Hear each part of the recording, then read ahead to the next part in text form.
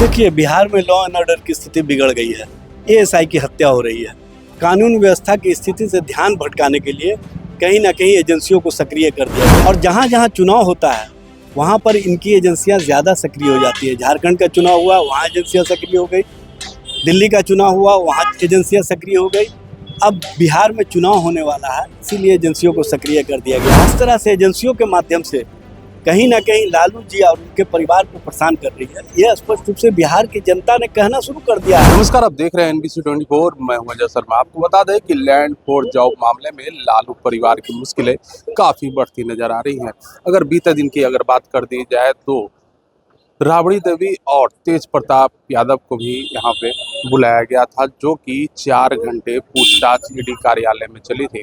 आपको सीधे तौर से ईडी कार्यालय की जो तस्वीर है वो हम साझा करते हुए नजर आ रहे हैं।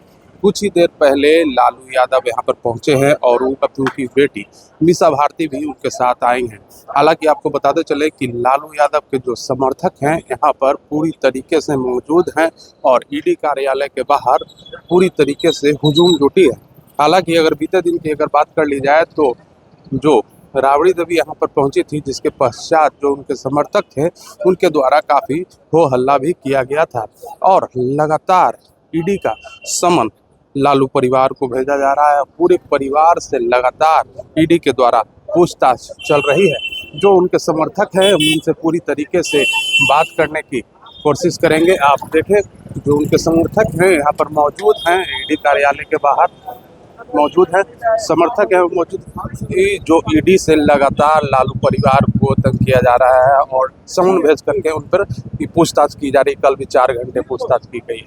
देखिए, बिहार में लॉ एंड ऑर्डर की स्थिति बिगड़ गई है। एएसआई की हत्या हो रही है। कानून व्यवस्था की स्थिति से ध्यान भटकाने के लिए कहीं ना कहीं एजेंसियों को सक्रिय कर दिया गया और जहां जहां चुनाव होता है वहां पर इनकी एजेंसियां ज़्यादा सक्रिय हो जाती है। झारखंड का चुनाव हुआ, वहाँ एजेंसियां सक्रिय हो गई। दिल्ली का चुनाव हुआ, वहाँ एजेंसियां सक्रिय हो गई।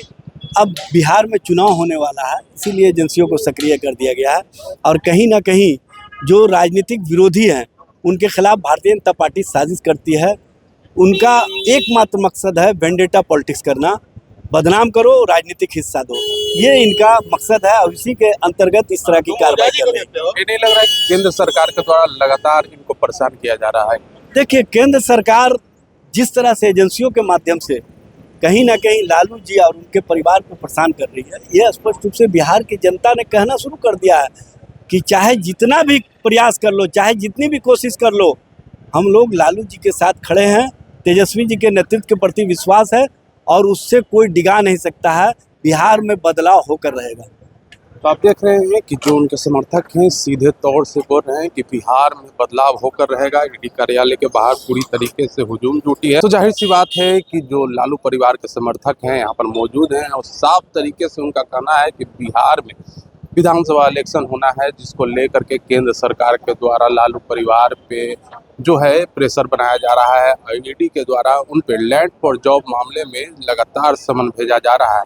हालांकि आपको बताते चले कि आज लालू यादव ईडी कार्यालय में उनसे लगातार पूछताछ चल रही है। अब देखना यह होगा कि पूछताछ में क्या निकल कर सामने आती है और कितने देर तक यह पूछताछ चलती है। तमाम ऐसे ही छोटी बड़ी खबरों से अपडेट रहने के लिए आप देखते रहें NBC 24।